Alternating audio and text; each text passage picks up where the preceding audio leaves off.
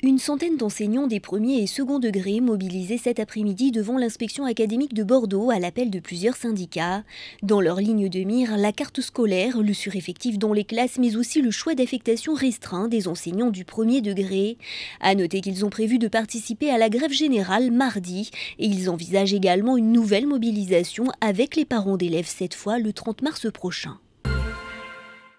Les élèves du lycée Max Linder à Libourne mobilisés, ils dénoncent depuis la semaine dernière l'état de vétusté de leur établissement, des sanitaires condamnés et des problèmes de chauffage récurrents mais aussi des infiltrations d'eau. La liste de leurs doléances est longue. Un plan d'investissement de 5 millions d'euros avait été annoncé en septembre 2017 mais depuis rien de nouveau. Hier, élèves et enseignants ont pu échanger avec une délégation du conseil régional. Des améliorations seront envisagées dès la rentrée prochaine dans le cadre de la mise en accessibilité du lycée. Un comité de suivi va être créé pour tenir le lycée informé de l'avancée des travaux. Ils habitent le long de la LGV en Haute-Gironde et subissent chaque jour le passage de 55 trains et surtout leur bruit assourdissant.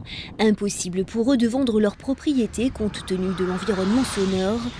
Si la réglementation de 1999 concernant les mesures phoniques n'est plus adaptée, une éventuelle amélioration ne serait pas rétroactive et ne profiterait donc nullement aux riverains de la LGV Tours-Bordeaux.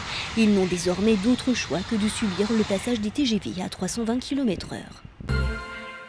Le lac de Caussade dans le Lot-et-Garonne, un feuilleton qui dure depuis plusieurs mois déjà et qui va se jouer en justice demain.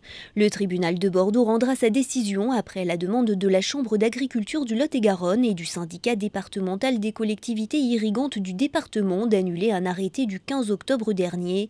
Celui-ci interdisait la création de la retenue d'eau. La décision de demain est très attendue par les agriculteurs mais aussi par les associations environnementales. Casser les préjugés sur le harcèlement de rue et les agressions, c'est le but de cette exposition initiée par l'antenne bordelaise du collectif Stop Harcèlement de rue sur le campus de Pessac en Gironde. 17 tenues portées par des victimes de harcèlement accompagnées de leurs témoignages sont exposées au public. Et contrairement aux idées reçues, les victimes ne portaient pas toutes des mini-jupes, elles ont pourtant toutes subi des agressions.